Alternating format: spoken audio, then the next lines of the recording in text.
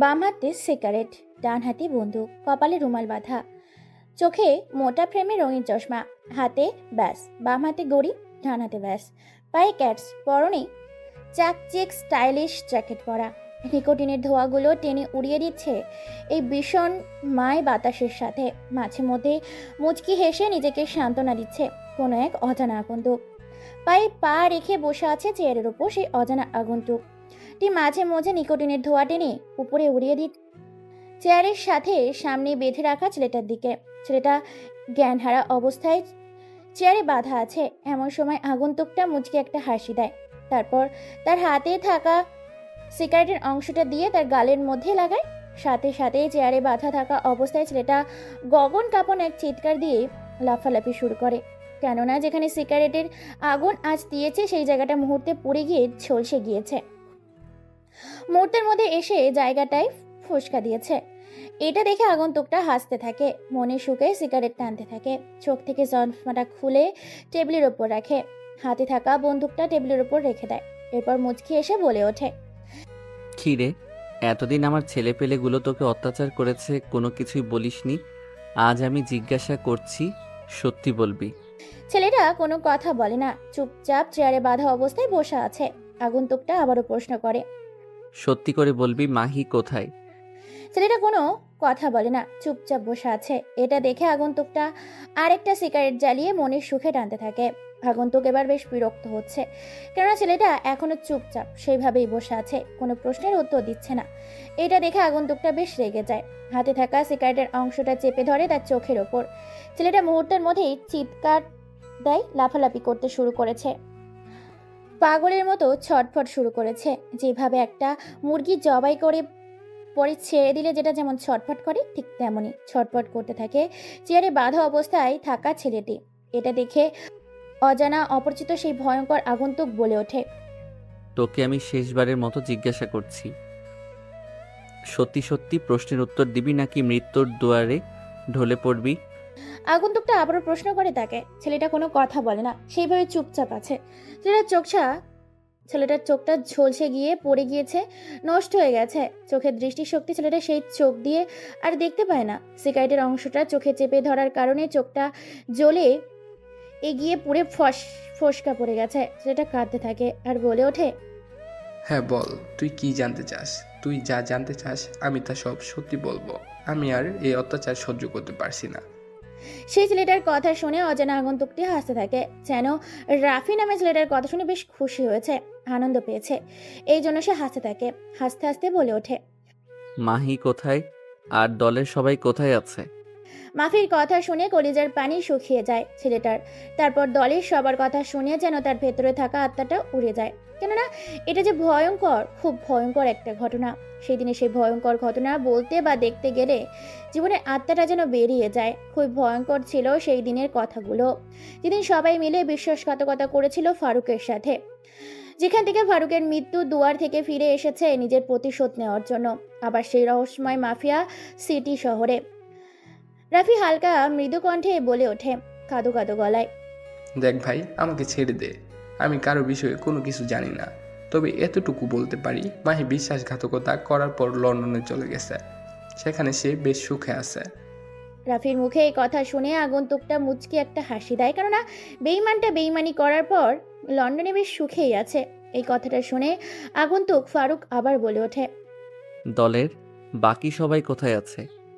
আমি সত্যি বলছি ভাই, আমি কোনো কিছু জানি না। তবে এক একজন এক এক শহরে আছে, এক একজন এক এক পদের এক এক দায়িত্ব পালন করছে। বিদেশি মাফিয়াদের তাদের সাথে কন্ট্যাক্ট করে বিভিন্ন জিনিসপত্র এদেশে থেকে পাচার ও দেশ থেকে আমদানি করছে তারা। আমিও তাদের সাথে হাত মিলিয়ে তোমার সাথে বেইমানি করেছি, যার প্রতিফল হিসাবে আজকে আমি তিলে তিলে এখানে যন্ত্রণা আর মৃত্যুর দুয়ারের কাছাকাছি পৌঁছে গেছি। আগন্তুক ফারুক শুধু ফারুক না, তাকে এক নামে শহরের সবাই চেনে, মেন্টাল ফারুক। মেন্টাল ফারুক নামটা শুনলে কলিজার পানি শুকিয়ে যায়, শরীর থেকে আত্মা পালিয়ে যায়। কথা বলতে পারে, আবার কথা বলা মানুষ বোবা হয়ে যায়। এতটাই ভয়ঙ্কর এই মেন্টাল ফারুক। মেন্টাল ফারুক এতটাই ভয়ঙ্কর যে মেয়েরা তার শিশুকে মেন্টাল ফারুকের গল্প শুনে ঘুম পাড়ায়, যেন অবশ শিশুরা এই মেন্টাল ফারুকের ভয়াবহ অত্যাচারের কথা শুনে যেন তারাও বোবা বনে যায়। এতটাই ভয়ঙ্কর হিংস্র হায়না এই মেন্টাল ফারুক। মেন্টাল ফারুক বলে ওঠে, আকাশ পাতাল উত্তর দক্ষিণ যেখানে থাকুক না কেন, প্রত্যেককে খুঁজে মৃত্যু কাকে বলে সেটা দেখিয়ে দেব তাদের নিজের চোখ দিয়ে। ফারুকের এরকম ভয়ঙ্কর রূপ ভয়াবহ। কথা শুনে ভাবতে শুরু করেছে ছেলেটা এতদিন শুধু অত্যাচার করেছিল। ফারুকের ছেলেপুলেগুলো কিন্তু আজকে ফারুক নিজে এসেছে রাফিকে অত্যাচার করতে, রাফির পেট থেকে সমস্ত কথা বের করতে। ফারুক রাফির একটা পা চেপে ধরে, প্রায় পাটা কেটে গিয়ে রক্ত বেরোতে শুরু করেছে। এই ব্যথা যেন সহ্য করতে পারে না রাফি, ভীষণভাবে চেপে ধরেছে, ব্যথায় যন্ত্রণায় যেন বারবার ছটফট করছে। রাফি চিৎকার করে ওঠে, ভাই, আমি আর এই মৃত্যুর যন্ত্রণা সহ্য করতে পারছি না। আমাকে মারার হলে একেবারে মেরে ফেলো, এতবার অত্যাচার করে মেরো না। আমি যে তোমার অত্যাচার আর সহ্য করতে পারছি না। রাফির মুখে এই কথা শুনে পাগলের মতো হাসতে থাকে ফারুক। মেন্টাল ফারুক পাগল হয়ে উঠেছে, রক্তের নেশায় রক্ত খেকর হায়না হয়ে উঠেছে, যেন সে উল্টা পাল্টা করে দেবে পুরো পৃথিবীটাকে। এতটাই হিংস্র আর হায়না হয়ে উঠেছে সে, তাকে যেন পাগলের মতো হাসতে হাসতে রাফির বুকে পা রাখে, বলে ওঠে, কেবল তো তোর যন্ত্রণা শুরু করলাম, তোকে এতটাই কষ্ট দিয়ে মারবো যে বুঝতে পারবে বিশ্বাসঘাতকতার ভয়াবহ পরিণতি কি। কথাটা বলে রাফির সামনে থেকে উঠে পড়ে।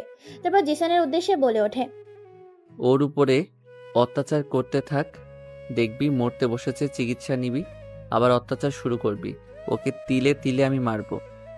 যে ভাই, আমি বুঝতে পারছি আপনার কথা মতো প্রত্যেকটা কাজ হবে এখানে। ভাই, মিশনের জন্য রেডি হতে হবে। আপনি যে ছবিটা আমাকে দিয়েছিলেন সম্ভবত তারা ভার্সিটিতে আছে। কথাটা শুনে মুচকি একটা হাসি দেয়, কোনো উত্তর দেয় না মেন্টাল ফারুক। সেখান থেকে চলে যায়, নিজের গাড়ি করে রওনা দেয় নিজের বাড়ির উদ্দেশ্যে। এদিকে রাফিকে এখনো টর্চার করতে থাকে। হ্যাঁ, জিসান হচ্ছে ফারুকের ডান হাত। ফারুক যতগুলো কাজ করে তার 50% কাজ জিসানের দ্বারাই করায়, যাকে বলে বিশ্বস্ত বাহিনীর একজন। ফারুক নিজের বাড়িতে এসে নিজের কম্পিউটার বের করে নিজের মতো করে যেন কাজ করতে থাকে। অন্যদিকে রাফিকে চেয়ারে বেঁধে রেখে ইলেকট্রিক্যাল শক দিতে থাকে। বেল্টের বাড়ি লোহার চিরুনি দিয়ে আঘাত করা, ক্ষত বিক্ষত করে ফেলে শরীরটাকে আঘাত করতে থাকে। গল্পটা আজকের অসাধারণ হতে চলেছে, খুবই ভয়ঙ্কর একটা গল্প, যেটা তোমরা চেয়েছিলে কমেন্ট করে। গল্পটা রাফিয়ান সিটির মাফিয়া শহরের মাফিয়াদের জীবনে নিয়ে। ফারুক নিজের ল্যাপটপে নিজের মতো করে কাজ করতে থাকে। এক পর্যায়ে ফারুক জিসানকে ফোন দেয় আর বলে ওঠে, জিসান, তোকে যে ছবিটা পাঠিয়েছি সেটা আমাদের দলের সবাইকে দিয়ে দেই, কথায় আছে খোঁজ নিতে বল। জি ভাই, ঠিক আছে, কাজ হয়ে যাবে, আপনি কোনো টেনশন করবেন না। আমি অলরেডি খোঁজ খবর লাগিয়ে দিয়েছি, সম্ভবত ভার্সিটিতে আছে। আমি ভার্সিটির নামটা আপনাকে পাঠিয়ে দিচ্ছি। তারপর জিসান ফারুকের হোয়াটসঅ্যাপে ভার্সিটির নাম লিখে পাঠায়। ফারুক ভার্সিটির নামটা পড়ে দেখে বাংলাদেশের বিশ্ববিদ্যালয়, রাজশাহী বিভাগের নামটা পড়ে মুচকে একটা হাসি দেয়। ফারুক তারপর কি যেন ভেবে ঘুমিয়ে যায়। অন্যদিকে সবে রাত 9টা বাজে। কফি শপের ফোনে শেষ বেঞ্চের টেবিলে নম্বর 8, সেখানে বসে আছে দুইজন ব্যক্তি, একজন মেয়ে, উভয়জন ছেলে। দুইজন কি যেন কথোপকথন নিয়ে ব্যস্ত হয়ে আছে। ওয়েটার এসে তাদেরকে খাবার সার্ভ করে যায়। তারপর সেই দুজন খেতে থাকে। খাওয়া দাওয়ার এক পর্যায়ে লোকটি বলে ওঠে, কি ব্যাপার ময়না, তোমাকে এতবার কল করছি, তুমি ফোন ধরোনি কেন? আসলে স্যার খেয়াল করিনি, কাজে ব্যস্ত ছিলাম, তাই হয়তো কখন কল করেছেন সেদিকে খেয়াল করিনি, তাই তো ফোনটা রিসিভ করতে পারিনি। তবে এখন আপনি বলতে পারেন। তোমাকে খোঁজ খবর নিতে বলেছিলাম, ছদ্মবেশে গোয়েন্দা হয়ে তোমাকে মেন্টাল ফারুকের সম্বন্ধে খোঁজ খবর নিতে বলেছিলাম। গত 1 বছর হতে চললো তাকে বেইমানি করে তার দলের মানুষগুলো মেরে ফেলেছিল। সে আজও বেঁচে আছে কি না তোমাকে এই বিষয়ে তদন্ত করতে বলেছিলাম। জি স্যার, তদন্ত চলছে। চারদিকে আমি আমার ফোর্স লাগিয়ে দিয়েছি, গোপনে সবাই খোঁজ খবর নিচ্ছে, খবর পেলে আপনাকে জানানো হবে। এছাড়া আমি তো নিজে খোঁজ খবর করছি। যে ভার্সিটি থেকে বেইমানি করে থাকে তার সঙ্গীগুলো মেরে ফেলেছিল, সেখান থেকেই আমি ছদ্মবেশে খোঁজ খবর নেওয়ার চেষ্টা করছি। হাতে তেমন বেশি সময় নেই, দ্রুত খোঁজ খবর নাও। সে আদৌ বেঁচে আছে নাকি মরে গেছে, কেন তাকে মেরে ফেলেছে তাদের দলের সঙ্গীগুলো। এই কথা শুনে মেয়েটি হেসে ফেলে। মেয়েটার হাসি দেখে বেশ খানিকটা অবাক হয় অফিসার আকরাম আলী। অফিসার আকবর আলী কোনো কিছু বলে ওঠার আগেই মেয়েটা আবার বলে ওঠে, স্যার নিশ্চয়ই কোনো তার দলের স্বার্থ ছিল বলেই তার দলের লোকগুলো তার সাথে বেইমানি করেছে। আমি একটা ম্যাগাজিনে পড়েছিলাম মেন্টাল ফারুক খুব ভালো একটা মানুষ ছিলেন। তিনি দেশের হয়ে কাজ করতেন, দেশের অপরাধ দমনে কাজ। যেখানে বাংলাদেশ বাহিনীগুলো করার কথা ছিল, সেখানে মেন্টাল ফারুক নিজের জীবন দিয়ে বাংলাদেশের অপরাধ দমনে কাজে নিজেকে উৎসর্গ করেছিলেন। আমি একটা ম্যাগাজিনে পড়েছিলাম এই মেন্টাল ফারুক খুব ভয়ঙ্কর একটা মানুষ। তার কথার অবাধ্য হলে সে নাকি প্রাণে বলে মেরে ফেলে। আমি জানি যে মেন্টাল ফারুক মানুষটা ভালো, কিন্তু তিনি আইন নিজের হাতে তুলে নিয়েছিলেন।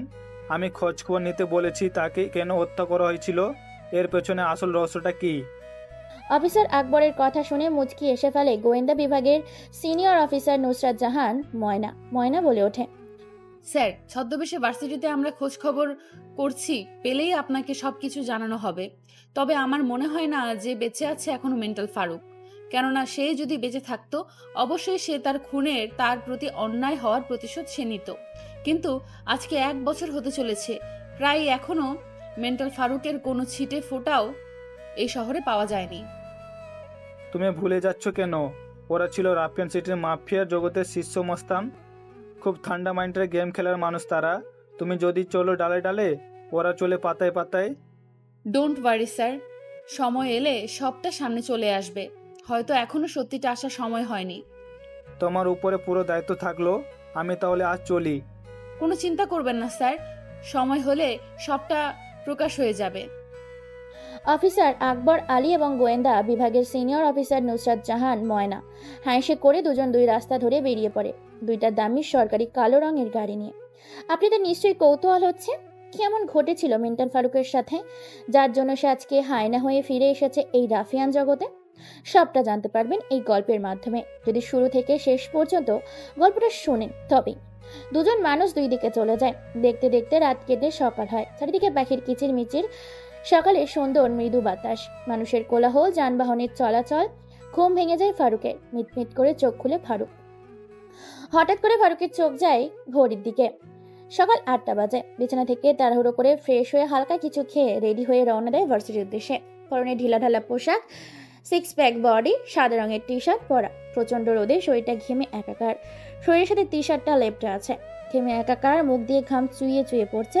দেখতে স্মার্ট খ্যাত। পায়ে তার স্যান্ডেল, বেশ পুরনো। চুলগুলো চিরুন দিয়ে আছড়ে নেওয়া। চোখে কোনো চশমা নেই। চশমা ছাড়াই ছেলেটা পায়ে হেঁটে ভার্সিটি গেটের সামনে চলে আসে। গেটের সামনে এসে হালকা করে মাথাটা উঁচু করে ভার্সিটির নামটা দেখে মুচকি হেসে ভার্সিটির ভেতর প্রবেশ করে। ভেতরে প্রবেশ করে এদিক ওদিক একবার তাকিয়ে মাথা নিচু করে পায়ে হেঁটে রওনা দিচ্ছে নিজের ক্লাসরুমের উদ্দেশ্যে। এমন সময় পেছন থেকে ডাক দিয়ে বলে ওঠে কেউ একজন, এই যে হিরো, তোকেই ডাকছি, সাদা রঙের টি শার্ট, এদিকে আয়। ছেলেটা কারো ডাক শুনে পেছনে ঘুরে তাকিয়ে দেখতে পায় বেশ কিছু ছেলেপুলে একসাথে আছে। ছেলেটা সেদিকে খেয়াল না করে বাইরে আবার রওনা দেয়। পেছন থেকে আবার বলে ওঠে, এই যে হিরো, সাদা রঙের টি শার্ট পরা, তোকে ডাকছি, তোর বড় ভাই আমরা তোকে ডাকছি, এদিকে আয়। ছেলেটা এবার সেখানে থমকে দাঁড়ায়। এদিক ওদিক ভালো করে তাকিয়ে দেখতে পায় কেউ সাদা রঙের টি শার্ট পরেনি, শুধুমাত্র সেই সাদা রঙের টি শার্ট পরেছে। এমন সময় পেছন ঘুরে ছেলেগুলোর দিকে তাকায়। উপস্থিত থাকা ছেলেগুলো চোখের ইশারা দেওয়ার সাথে সাথে ছেলেটা তাদের সামনে গিয়ে দাঁড়ায়। ছেলেটা দাঁড়ানোর সাথে সাথে তাদের লিডার বেশ কয়েকটা থাপ্পড় মারে ছেলেটাকে। ছেলেটার থাপ্পড় খেয়ে হতবাক দৃষ্টিতে তাকিয়ে থাকে তাদের দিকে। ছেলেকে এইভাবে তাকিয়ে থাকতে দেখে ছেলেগুলোর লিডার আবার বলে ওঠে, কিরে, তোকে এতক্ষণ ধরে ডাকছি, আমাদের কথাগুলো কি তোর কানে যায় না? ছেলেটার থাপ্পড় খেয়ে ভ্যাবাচাকা খেয়ে যায়। ভার্সিটির এদিক ওদিক তাকিয়ে দেখতে পায় পুরো ভার্সিটি তাদের দিকেই তাকিয়ে আছে। ছেলেটা কোনো কিছু না ভেবে মুচকে একটা হাসি দেয়। তারপর ছেলেগুলো লিডারের প্রশ্নের উত্তর দিয়ে বলে ওঠে, জি ভাইয়া, বলেন কি বলবেন। ছেলেটার মুখে এরকম কথা শুনে উপস্থিত থাকা সবাই হেসে ওঠে। ছেলেগুলোর লিডার ছেলেটির শার্টের কলার ঠিক করে দিয়ে বলে ওঠে, এই ভার্সিটিতে নিশ্চয়ই তুই নতুন এসেছিস, তাই না? কোন ডিপার্টমেন্ট? ছেলেগুলোর কথা শুনে মুচকে একটা হাসি দেয় ফারুক। হ্যাঁ, এটার কেউ না, মেন্টাল ফারুক। ছদ্মবেশে কলেজের ভেতর এসেছে নিজের প্রতি হওয়া অন্যায়ের প্রতিশোধ নিতে। কেননা সব রহস্যই কলেজেই লুকিয়ে আছে, যেটাকে খুঁজে বের করে এক এক করে প্রতিশোধ নিতে হবে। বেঈমানদেরকে খুঁজে খুঁজে বেঈমানির বিশ্বাসঘাতকতা করার ভয়ঙ্কর পরিমাণ কি হতে পারে সেটা বুঝিয়ে দিতে হবে। যার জন্য ছদ্মবেশে ফারুক আজকে রাজশাহী বিভাগের বিশ্ববিদ্যালয়ে উপস্থিত হয়েছে ছদ্মবেশে। ফারুক মুচকি এসে বলে ওঠে, জি ভাই, ইংলিশ ডিপার্টমেন্ট অনার্স 2য় বর্ষের ছাত্র। আজকে আমার মুড ভালো নেই, তাই তোকে ছেড়ে দিলাম, না হলে অবশ্যই র্যাগিং করতাম। আমাদের যেখানে সেখানে দেখলে অবশ্যই সালাম করবি। ঠিক আছে ভাই। এই বলে ফারুক সেখান থেকে চলে যায়, কোনো কথা বলে না। ফারুক নিজের অপমানে ভাবতে থাকে। ভাবতে ভাবতে হেঁটে ক্লাসরুমের ভেতর প্রবেশ করছিল, এমন সময় কোনো কিছুর সাথে ধাক্কা খেয়ে নরম কোনো বস্তুর উপর পড়ে যায় ফারুক। ফারুক বুঝতে পারে না হঠাৎ করে কিসের সাথে ধাক্কা খেয়ে পড়ে যায় নরম কোনো জিনিসের উপর। বেশ কিছু সময় এইভাবে নীরবতায় কেটে যায়। হঠাৎ করে কেউ একজন ফারুককে তাড়াহুড়ো করে ধাক্কা দিয়ে উঠে দাঁড়ায়। ফারুক এখনো নিচে পড়ে আছে। এবার ফারুকের শার্টের কলার ধরে তুলে দাঁড় করে কেউ একজন। ফারুকের তাকানোর আগেই পরপর বেশ কয়েকটা থাপ্পড় পড়ে তার গালে, আর মেইলি কণ্ঠে কেউ একজন বলে ওঠে, বেটা খচ্চর লুচু কোথাকার, সুন্দরী মেয়ে দেখলেই ধাক্কা দিতে ইচ্ছা করে।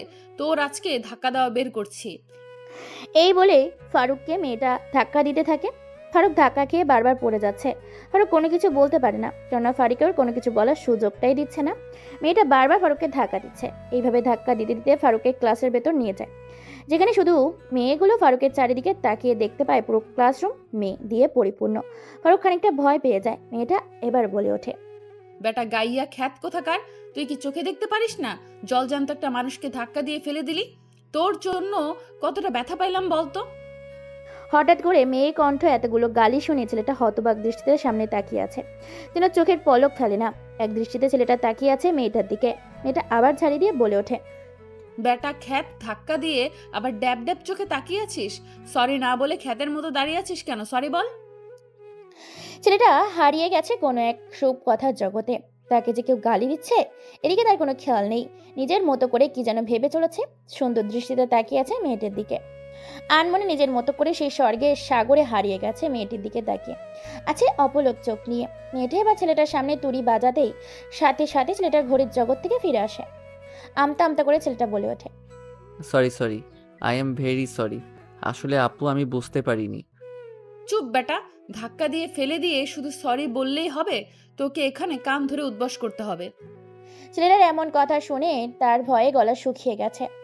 আমতা আমতা করতে থাকে, কেননা পুরো ক্লাসরুম জুড়ে শুধু মেয়ে আর মেয়ে, কোনো ছেলে নেই। এতগুলা মেয়ের সামনে কান ধরে উঠবস করলে তো মান সম্মানের টিকটাও খুঁজে পাওয়া যাবে না।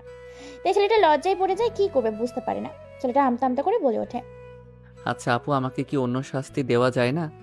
না, তোর জন্য এই শাস্তিটা বেটার, কারণ তুই চোখ পকেটে নিয়ে ঘুরিস।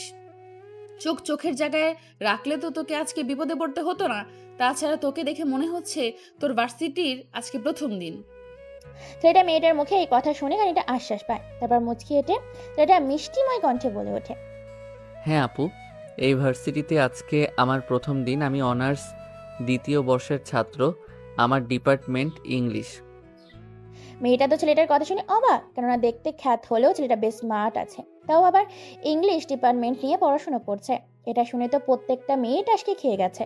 সেটাকে দেখতে যেমন অনুযায়ী ছেলেটা এই সাবজেক্টের সাথে যায় না, তবুও ছেলেটা ইংলিশ ডিপার্টমেন্ট নিয়ে পড়ছে। মেয়েটার এই কথা শুনে বলে ওঠে, তোকে দেখে তো মনে হয় না যে তুই এই ভার্সিটির ছাত্র, তাও আবার ইংলিশ ডিপার্টমেন্ট নিয়ে পড়তেছিস। এবার অনার্স দ্বিতীয় বর্ষের ছাত্র তুই। জি আপু, আমি অনার্স দ্বিতীয় বর্ষের ছাত্র, ইংলিশ ডিপার্টমেন্ট। তাহলে তো তুই আমাদের ক্লাসের। আমরাও তো ইংলিশ ডিপার্টমেন্ট অনার্স দ্বিতীয় বর্ষের ছাত্রী। যেহেতু তুই আমাদের ডিপার্টমেন্টের, তাই তোকে আজকে ছেড়ে দিলাম। তবে হ্যাঁ শোন, আমি যেটা বলবো তোকে সেটাই করতে হবে। আমাদের কথার অবাধ্য হলে কিন্তু তোকে নাকে দড়ি দিয়ে ঘুরাবো। জি আপু, আমি বুঝতে পেরেছি। শোন, একটা কাজ কর, আমাদের জন্য বাদাম নিয়ে আয়, যেহেতু তুই আমাদের ডিপার্টমেন্টের। ঠিক আছে আপু, টাকা দেন, আমি এনে দিচ্ছি। ছেলেটা এটা বলাতে মেয়েটা আরো বেশ কয়েকটা থাপ্পড় দেয় আর মুচকি এসে বলে ওঠে, বেটা চান্দু, আমরা হলাম তোর ক্লাসের একই ডিপার্টমেন্টের ছাত্রী। তুই আমাদের বন্ধু, তোর বান্ধবীদের খাওয়াবি, তার জন্য তুই আমাদের কাছে টাকা চাচ্ছিস? তুই তো বেশ শিয়ানাবাস। মেয়েটার মুখে এই কথা শুনে ছেলেটা টাসকি খেয়ে যায়। কি বলবে কি করবে বুঝতে পারে না, লজ্জায় পড়ে যায় ছেলেটা। লজ্জায় আর কোনো কিছু বলতে পারে না, তবে মুচকি একটা হাসি দেয় আর ক্লাসরুম থেকে বেরিয়ে যায়। তারপর গুটি গুটি পায়ে আবার ক্যান্টিনে আসে। ক্যান্টিনে এসে সেখানে বেশ কিছু বাদাম নেয়। বাদাম নিয়ে আবার রওনা দেয় ক্লাসরুমের উদ্দেশ্যে। ক্লাসরুমের বাইরে এসে ক্লাসরুমের নামটা দেখে মুচকি একটা হাসি দেয়, কেননা এখানে লেখা আছে মেয়েদের ক্ষমজ। ছেলেটা এবার ভেতরে প্রবেশ করে, তারপর বাদামগুলো দেয় আর বলে ওঠে, আপু এখন তাহলে আমি আসি, ক্লাসের সময় তো হয়ে যাচ্ছে। এখানে চুপচাপ দাঁড়িয়ে থাক। তোকে কি আমরা যেতে বলেছি? আমাদের বাদাম খাওয়া শেষ হলে তারপর তুই এখান থেকে যাবি, না হলে তোর 12টা বাজিয়ে দিব। এনে ধর তুইও বাদাম খা। না আপু, আমি এখানে ঠিক আছি। আপনি বাদামগুলো খান। তোকে কিন্তু আমি বাদামগুলো খেতে বলেছি। আমার হাত থেকে বাদামগুলো নিয়ে খেতে শুরু কর। যদি না বলেছিস তো তোকে। শেষ কথাটা বলার আগেই ছেলেটা ময়নার হাত থেকে বাদামগুলো নিয়ে খেতে থাকে। বাদাম খাওয়া শেষ তখন সবাই মুচকি একটা হাসি দেয় আর বলে ওঠে, শোন, এতক্ষণ তো বাদাম খেলি, ক্লাসের সময় হয়ে যাচ্ছে। বাদাম খেয়ে যে তুই কমন রুম অপরিষ্কার করলি, এটার জন্য আমাদের বকা খেতে হবে। তুই এটাকে পরিষ্কার করে ক্লাসে চলে আয়। কিন্তু আপু, আমি তো পরিষ্কার করতে পারি না। আমি কি করে এই কাজটা করব? সেটা আমি কি করে বলবো? তুই কিভাবে পরিষ্কার করবি সেটা তোর ব্যাপার। তবে পরিষ্কার না করা পর্যন্ত কিন্তু তুই ক্লাসরুমে আসবি না, না হলে তোকে ভার্সিটিতে নাকে দড়ি দিয়ে ঘুরাবো। এই বলে তারা সবাই হাসতে থাকে, সেখান থেকে চলে যায়। ফারুক আর কোনো উপায় না পেয়ে একটা ঝাড়ু নিয়ে পুরো রুম পরিষ্কার করে ফেলে। তারপর সেও ক্লাসরুমে চলে যায়। ক্লাসের সামনে এসে বলে ওঠে, আমি কি ভেতরে আসতে পারি ম্যাম? হঠাৎ করে ক্লাসের মাঝখানে কারো কণ্ঠস্বর শুনতে পেয়ে ম্যাম পেছনে ঘুরে তাকিয়ে দেখতে পায় একটা ছেলে, দেখতে ফকিরদের মতো। ম্যাম বলে ওঠে, দেখো, এখনো ক্লাস চলছে। তুমি ভিক্ষা নিতে হলে ক্লাস শেষে ক্লাসরুমে প্রবেশ করবে। এখন ক্লাস চলছে, তুমি অন্য কোথাও যাও। ম্যামের মুখে এই কথা শুনে সবাই তো হো হো করে হেসে ওঠে। সবাই হাসতে থাকে, শুধু ময়না হাসে না, বাকি সবাই হেসেছে। এটা খেয়াল করেছে ফারুক। ম্যামের কথা শুনে সবাই হাসতে থাকে। ময়না বলে ওঠে, ম্যাম, এইভাবে কাউকে নিয়ে হাসি ঠাট্টা করা কিন্তু মোটেও ভালো না। আর ও হচ্ছে কোনো ভিখারি না, এই ভার্সিটির ইংলিশ ডিপার্টমেন্টের অনার্স দ্বিতীয় বর্ষের ছাত্র। মানে ম্যাম, আপনার ক্লাসের ছাত্র। ম্যাম তো এই কথা শুনে টাসকি খেয়ে যায়, কেননা সবাই দেখতে ছেলেটা যেমন, তার থেকে ভয়ঙ্কর বিষয় হচ্ছে সে ইংলিশ ডিপার্টমেন্ট নিয়ে পড়তেছে। ম্যাম এবার বলে ওঠে, হ্যাঁ, তুমি ভেতরে আসো। আর তোমার শরীরের এমন পোশাক আশাক কেন? তোমার কি ভালো পোশাক আশাক নেই? এসব ফকিরদের মতো কি পরে এসেছো ভার্সিটিতে? ভার্সিটিতে ভালো করে পরিষ্কার পরিচ্ছন্ন হয়ে আসতে হয়, তুমি জানো না? যাই হোক, তুমি বসো, কাল থেকে ভালো পোশাক পরে আসবে। ছেলেটা কোনো কথা বলে না, চুপচাপ শেষের বেঞ্চে গিয়ে বসে পড়ে।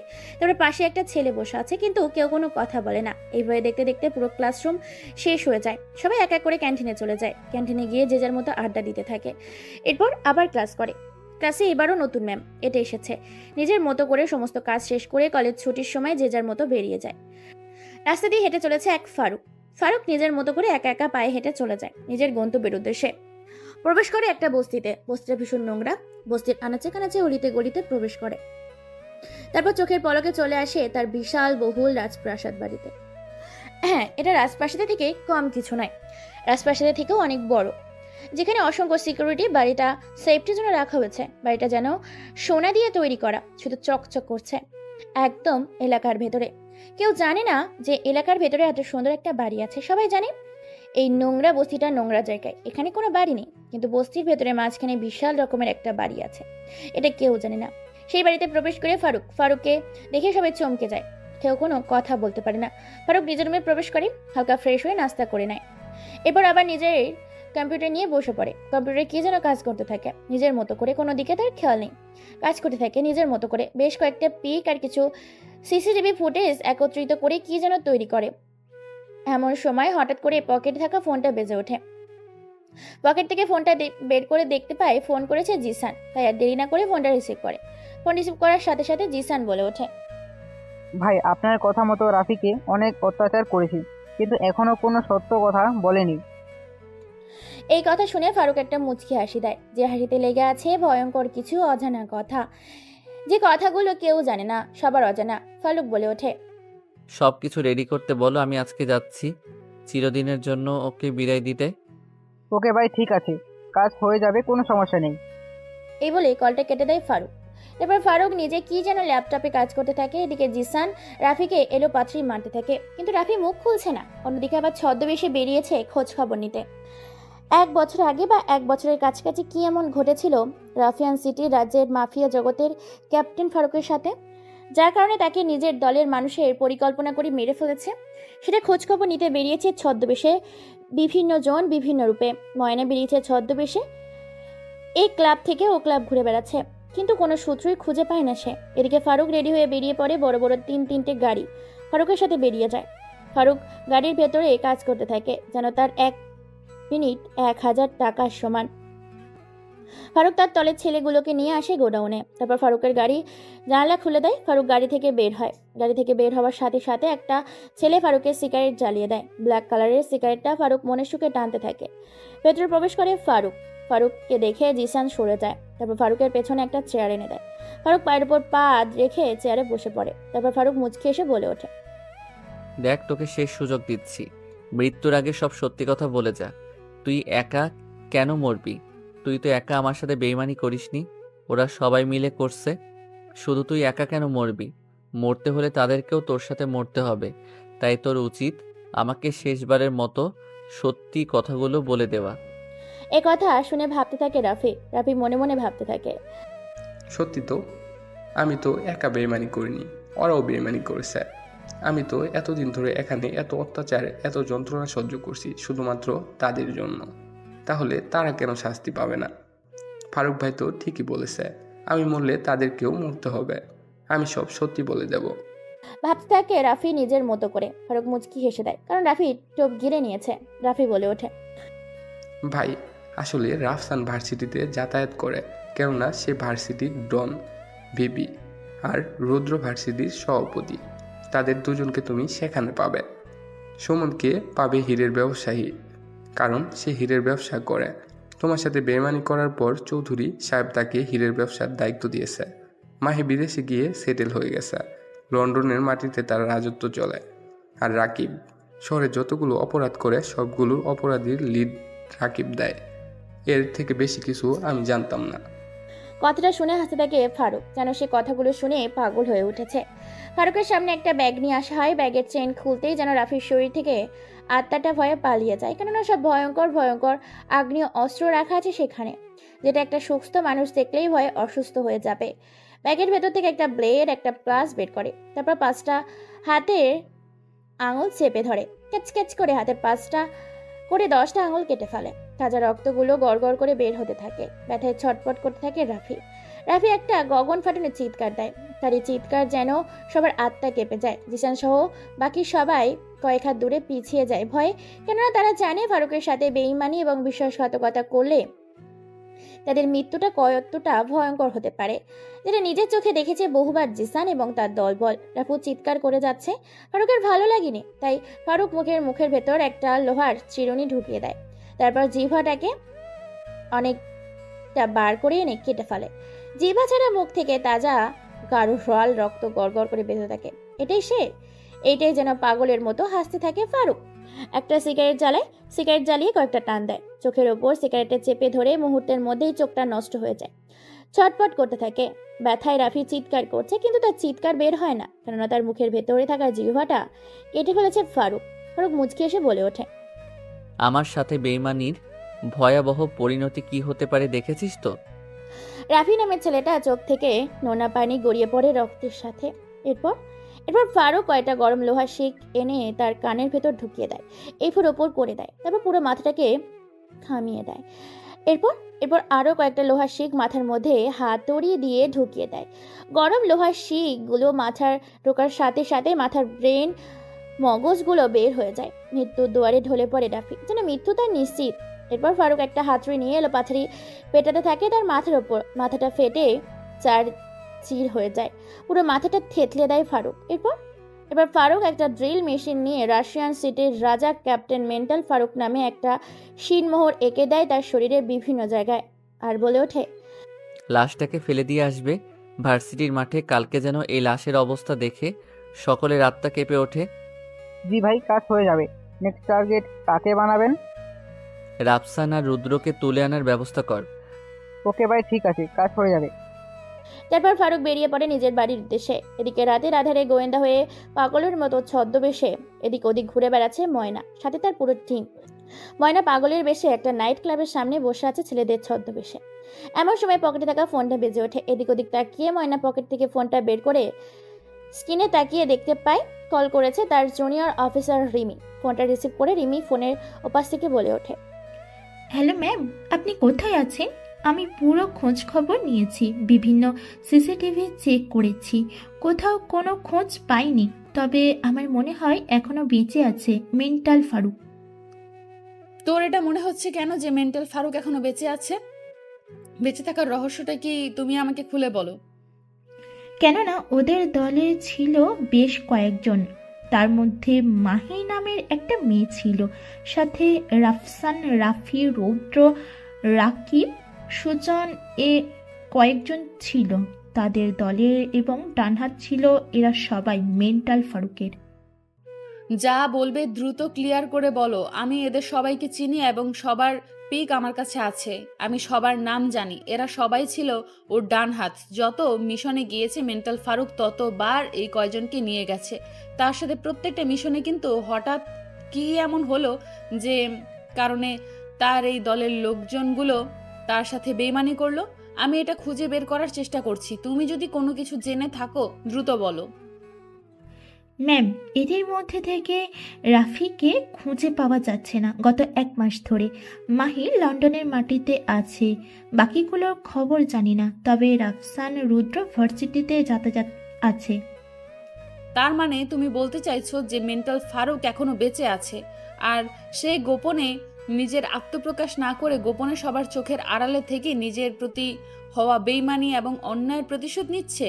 রাফিকে তুলে নিয়ে গিয়েছে মেন্টাল ফারুক। জি ম্যাম, মেন্টাল ফারুক রাফিকে তুলে নিয়ে গেছে, আমি 100% শিওর। আমার তো এখন এটাও মনে হচ্ছে যে কিছু দিনের মধ্যে আত্মপ্রকাশ করবেন মেন্টাল ফারুক। আইসি, তুমি সুন্দর একটা তদন্ত করেছো। আমি খুব খুশি হয়েছি। আমি স্যারকে সব কিছু জানিয়ে দিচ্ছি। তুমি আরো তদন্ত করো। যে করেই হোক এর আসল রহস্য খুঁজে বের করতে হবে। কি এমন রহস্য ছিল যে নিজের সঙ্গীরা মেরে ফেললো মেন্টাল ফারুককে? ওকে ম্যাম, ঠিক আছে। এই বলে রিমি কল কেটে দেয়। অন্যদিকে নাইট ক্লাবের বাইরে বসে আছে এখনো পাগলের বেশে ছদ্মবেশে বহুরূপী হয়ে নুসরাত জাহান ময়না। এক এক করে নাইট ক্লাব থেকে বের হচ্ছে সবাই। সেখানেই চোখ যায় সুমনের দিকে। হালকা করে পকেট থেকে ফোনটা বের করে কয়েকটা ছবি দেখে ছবিগুলোতে সুমনের ছবি আর সামনে যাওয়া মানুষের ছবি মিলে যায়। শিওর হয়ে যায় এটাই সুমন। সুমনকে নাইট ক্লাব থেকে দেখে মুচকি একটা হাসি দেয় ময়না। মনে মনে বলে ওঠে, তার মানে তারা শহর ছেড়ে এখনো পালায়নি। শুধু মাহি শহরের বাইরে গিয়ে নিজের রাজত্ব করছে, বাকি সবাই শহরের ভেতরেই আছে। কিন্তু বেশি দিন বাইরে থাকতে পারবে না। সবাইকে জেলের ভাত খাইয়ে ছাড়বো আমি। তারপর হেলতে দুলতে কাগজপত্র রাস্তা থেকে কুড়িয়ে পাগলের মতো করে হেলতে দুলতে রাস্তার সাইড ধরে এগিয়ে চলেছে নুসরাত জাহান ময়না নিজের গন্তব্যের উদ্দেশ্যে। সবার চোখের আড়ালে চলে আসে নিজের বাসস্থানে। তারপর পাগলের বেশ খুলে ফ্রেশ হয়ে খাওয়া দাওয়া করে ঘুমিয়ে যায়। পরের দিন সকাল 8টা বাজে। চারিদিকে হই হই পড়ে গেছে। টিভি স্ক্রিনে খবরের কাগজে সাংবাদিকের বলা কথাগুলোতে শুধু একটাই খবর দেখাচ্ছে। আজকে সেই ভয়াবহ জমজমাট খবর, যেখানে স্পষ্ট ভিডিও সহ দেখানো হচ্ছে সাংবাদিকের বলা কথাগুলোকে। কেউ বা কারা নৃশংসভাবে হত্যা করে গেছে কোনো একজনকে। সাংবাদিক টিভি স্ক্রিনে বলে ওঠে, আমি আছি আপনাদের সঙ্গে নুসরাত জাহান ফাতেমা। সকাল 8টার খবরে আপনাদের স্বাগতম রাজশাহী বিশ্ববিদ্যালয়ে। বিশ্ববিদ্যালয়ের মাঠে কেউ বা কারা নৃশংসভাবে হত্যা করে নির্মম অত্যাচার করে ফেলে গেছে একটা নিথর দেহ। দেহটার আকৃতি এবং তাকে যে অত্যাচার করা হয়েছে তাতে হিংস্র কোনো মানুষ অথবা কোনো পশু। কেননা খুব ভয়ঙ্কর অত্যাচার করে মারা হয়েছে ছেলেটাকে। ভার্সিটির মাঠে অন্ধকারে কেউ এসে ফেলে গেছে ছেলেটার লাশকে। তাহলে ভিডিওটা দেখে আসি। ভিডিওটা দেখাতে থাকে কি করে অত্যাচার করা হয়েছে। তাকে পুলিশ এসেছে, র্যাব এসেছে, সিআইডি এসেছে। আকাশে উড়ানো হয়েছে বেশ কয়েকটা ড্রোন। উপস্থিত হয়েছে ছদ্মবেশে নুসরাত জাহান ময়না। অন্যদিকে হেলতে দুলতে খ্যাত স্টাইলিশ আনস্মার্ট হাবাগোবা গ্রামের ছেলে সেজে ভার্সিটির ভেতর প্রবেশ করেছে মেন্টাল ফারুক। আরও হেলতে দুলতে ভার্সিটির ভেতর প্রবেশ করেছে। ভেতরে প্রবেশ করে তো সে অবাক হয়ে যায়, কারণ ভার্সিটির মাঠে শুধু ছাত্রছাত্রী নয়, পুলিশ, র্যাব, সিআইডি নয়, বরং সাধারণ মানুষগুলো এসে উপস্থিত হয়েছে। পুরো ভার্সিটির মাঠ মানুষে ভরপুর। সামনে গিয়ে দেখতে পায় কালকে সেই ভয়াবহ অত্যাচার করার পর ভার্সিটির মাঠে ফেলে গিয়েছিল জিসান রাফির লাশটাকে। আর রাফির লাশটা সকালে ছাত্রছাত্রী দেখে পুলিশকে ফোন করে মুহূর্তের মধ্যে খবরটা ভাইরাল হয়ে যায়। খুব নির্মমভাবে হত্যা করে গেছে রাফিকে। সাংবাদিক বলে ওঠে, তবে কি সত্যি 1 বছর আগে বিশ্বাসঘাতকতা করে মেরে ফেলেছিল ক্যাপ্টেন মেন্টাল ফারুকের দলে ছেলেপেলেগুলো মেন্টাল ফারুককে? সে মেন্টাল ফারুককে এখনো বেঁচে আছে? 1 বছর পর ফিরে এসেছে নিজের প্রতিশোধ নিতে? তবে কি এখন শহরের রং বদল হবে? রাফিয়ান সিটির নতুন রাজা কি মেন্টাল ফারুক হবে? কেননা রাফির শরীরে ক্যাপ্টেন মেন্টাল ফারুকের সিলমোহর পাওয়া গেছে। যে ফারুকের নাম শুনলে অপরাধীদের আত্মা কেঁপে উঠত। অপরাধীরা ভয়ে নিজের বাসস্থান ছেড়ে অন্য গন্তব্যে যাওয়ার জন্য বাধ্য হতো। মেন্টাল ফারুক 1 বছর পর তাহলে ফিরে এসেছে প্রতিশোধ নিতে, নতুন রূপে হিংস্র হয়ে। বিস্তারিত জানতে আমাদের সাথে থাকুন এবং দুপুর 2টার খবরে ভিজিট করতে আমাদের চ্যানেলটিকে সাবস্ক্রাইব করে পাশে থাকুন। ওয়েবসাইটে ভিজিট করতে টাইপ করুন www.com/AK47। সাংবাদিকের কথাগুলো এতক্ষণ টিভি স্ক্রিনে ছড়িয়ে পড়েছে সারা পৃথিবীতে। সারা পৃথিবীর মানুষ জানতো, প্রত্যেকটা দেশ জানতো। পশ্চিমা দেশগুলো থেকে শুরু করে বাংলাদেশের মতো ছোট একটা দেশ পর্যন্ত সবাই জানতো এই মেন্টাল ফারুককে, ক্যাপ্টেন মেন্টাল ফারুককে। সারা পৃথিবীর মানুষ চিনত, প্রত্যেকটা দেশ চিহ্নিত মেন্টাল ফারুকের নাম শুনে আবারও সেই রকম অপরাধীদের মধ্যে আতঙ্ক সৃষ্টি হয়ে গেছে। এটা দেখে মুচকি একটা রহস্যময় হাসি দেয় ফারুক। ফারুক মনে মনে ভীষণ আনন্দ পেয়ে যায়, কেননা ফারুক নামটা শুনে সবার মধ্যেই আতঙ্ক সৃষ্টি হয়ে গেছে।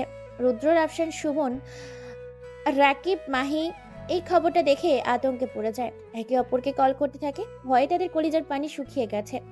তারা ভয়ে ভয়ে ভাবতে থাকে, ফারুক যদি সত্যি বেঁচে থাকে তাহলে মৃত্যু তাদের নিশ্চিত। এই ভয়ে রুদ্র আর রাফসান বলে ওঠে, তার মানে এখনো ফারুক ভাই বেঁচে আছে? আর এতদিন আমরা রাফিকে খুঁজে পাচ্ছিলাম না, কেননা রাফি তার কাছে বন্দি ছিল 1 মাস ধরে। রাফির অমানবিক অত্যাচার করেছে, রাফিকে মেরে ফেলেছে। তুই একদম ঠিক বলেছিস। যত দ্রুত সম্ভব একটা মিটিং ডাকতে হবে, না হলে মৃত্যু আমাদের জন্য নিশ্চিত। ফারুক ফিরে এসেছে মানে সে তালগোল পাকিয়ে দেবে, পুরো শহরে আকাশ পাতাল হলো খুঁজে বের করবে এক এক করে আমাদের সবাইকে। আজকে ভার্সিটিতে যাব, তারপর মিটিংয়ের সময় ঠিক করব, কি বলিস? ওকে, চল তাহলে এখন ভার্সিটির উদ্দেশ্যে বেরিয়ে পড়ি, তাহলে অন্তত নিজের চোখে লাশটা দেখা যাবে রাফির। ওকে, ঠিক আছে, চল। ভার্সিটির মাঠে উপস্থিত হয়েছে হাজার হাজার ছাত্রছাত্রী, শিক্ষক শিক্ষিকারা, সাধারণ মানুষ। পুরো ভার্সিটির মাঠ জুড়ে শুধু মানুষ আর মানুষ। এমন সময় ভার্সিটিতে প্রবেশ করে কালো রঙের একটি গাড়ি। গাড়ির ভেতর থেকে বের হয়ে আসে রৌদ্র, রাফসান। রৌদ্র আর রাফসানকে দেখে সাংবাদিকগুলো চারিদিক দিয়ে ঘিরে ফেলে। সাংবাদিকগুলো একের পর এক প্রশ্ন করতে থাকে। সাংবাদিক বলে ওঠে, স্যার, আপনাদের দলের সঙ্গী রাফিকে কেউ বা কারা মেরে ফেলেছে, সম্ভবত ফারুক মেরে ফেলেছে। মেন্টাল ফারুক কি তবে ফিরে এসেছে প্রতিশোধ নিতে? আপনারা যে তাদের সাথে বেইমানি করেছিলেন।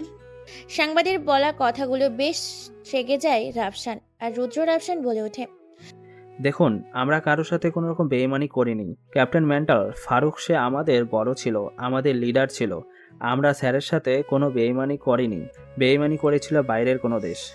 কিন্তু সাধারণ মানুষ এবং দেশের বাহিরের সব মানুষ তো জানতো যে আপনারা নাকি বেইমানি করেছেন তার সাথে। বেইমানি করে তাকে হত্যা করেছেন শুধুমাত্র ক্ষমতার জন্য। বিদেশিদের সাথে হাত মিলিয়ে তাকে পৃথিবী থেকে সরিয়ে দিয়েছেন, আপনাদের রাস্তা থেকে সরিয়ে দিয়েছেন। সাংবাদিকের বলা কথাগুলো শুনে রাফসান আর রুদ্র ঘামতে শুরু করেছে। টপ টপ করে তাদের ঘাম ঝরতে শুরু করেছে, কেননা ওরা এখানে এসে পুরোপুরি ফেঁসে গেছে। সাংবাদিকের বলা কথাগুলো শুনে রুদ্র এবার বলে ওঠে, দেখুন, আপনাদের অনুরোধ করছি, কোনো প্রমাণ ছাড়া আমাদের ওপর দোষারোপ করবেন না। সত্যি যদি আমরা তাদের সাথে বেইমানি করতাম তাহলে এতদিনে বাংলাদেশের পুলিশ আমাদেরকে গ্রেফতার করত, কিন্তু কোনো প্রমাণ পায়নি। সো আমাদের সাথে মিথ্যা না বলে আমাদেরকে সহযোগিতা করুন, যাতে এসব খুন আসলেই মেন্টাল ফারুক করেছে নাকি অন্য কেউ মেন্টাল ফারুকের বহুরূপী হয়ে খুন করছে, মেন্টাল ফারুককে ফাঁসিয়ে দিচ্ছে। হ্যাঁ স্যার, আপনি ঠিক বলেছেন। প্রশ্ন একটাই, আসলেই এসব মেন্টাল ফারুক করছে নাকি মেন্টাল ফারুকের ছদ্মবেশে কেউ খুনগুলো করে ফাঁসিয়ে দিচ্ছে মেন্টাল ফারুককে? তবে এখানে একটা প্রশ্ন থেকে যায়। গত এক মাস ধরে নিখোঁজ ছিল রাফি সাহেব। তিনিও কিন্তু বেইমানি করেছিলেন মেন্টাল ফারুকের সাথে।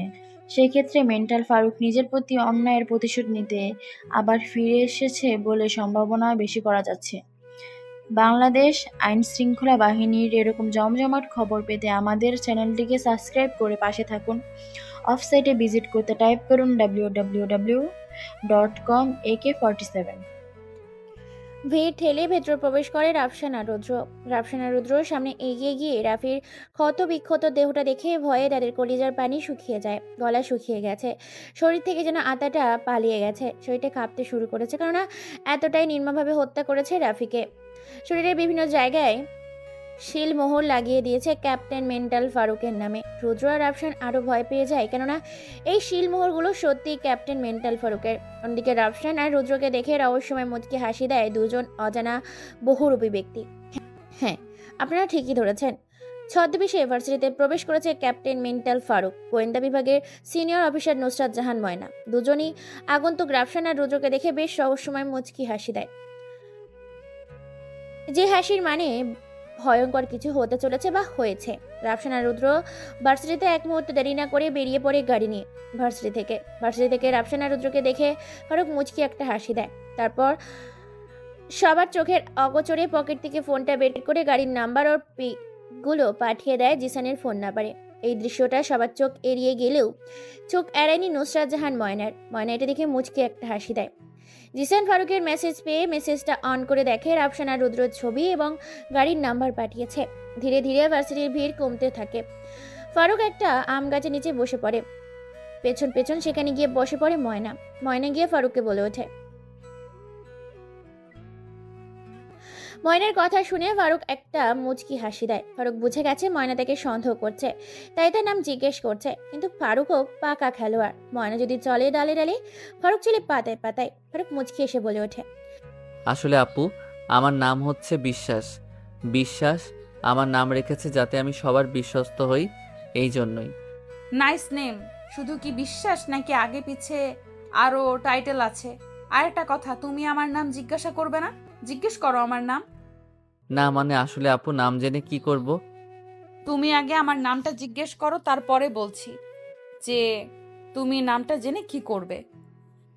মানে ঠিক আছে আপু, আপনার নামটা যেন কি? গুড।